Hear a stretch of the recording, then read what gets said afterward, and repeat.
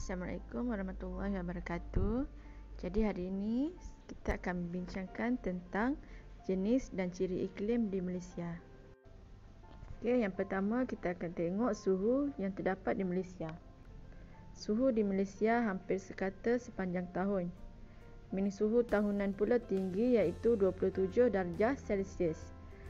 Julat suhu tahunan kecil iaitu 1 darjah Celsius hingga 3 darjah Celsius. Sementara julat harian besar ialah 5 darjah Celsius hingga 10 darjah Celsius. Seterusnya kita masuk kepada hujan di Malaysia.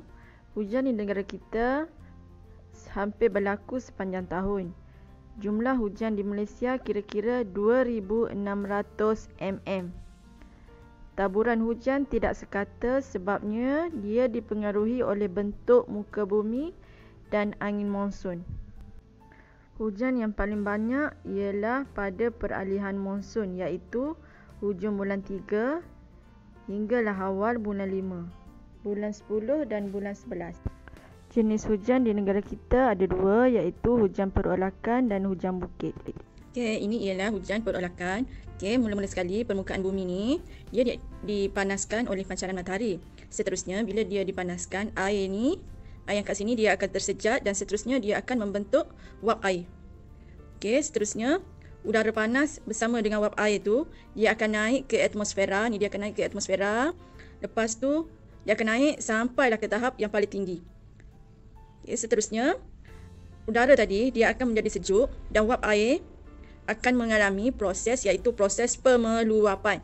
Proses pemeluapan. Okey, dan seterusnya proses tadi dia akan membentuk menjadi awan cumulonimbus. Cumulonimbus ini ialah awan cumulonimbus.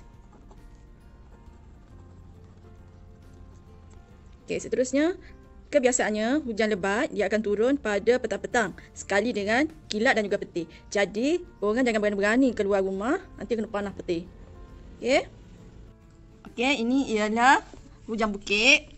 Okey, macam mana kenapa dia dipanggil hujan bukit? Sebabnya hujan ni dia terjadi di sebelah sini saja. Sebelah sini tak ada hujan, tak diterima hujan. Kenapa?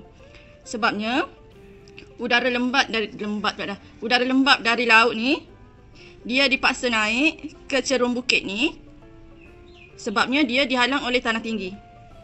Seterusnya udara kat sini dia akan menjadi sejuk. Lepas tu wap air tadi dia akan mengalami proses pemeluapan. Dan seterusnya titisan air tadi dia akan membentuk awan. Inilah dia akan membentuk awan. Okay, seterusnya hujan lebat dia akan berlaku di bahagian sini saja yang menghadap udara lembap. Kat sini tak diterima hujan. Area sini dipanggil kawasan lindungan hujan. Itulah sebabnya dia dipanggil hujan bukit. Angin. Yang pertama, angin monsun timur laut.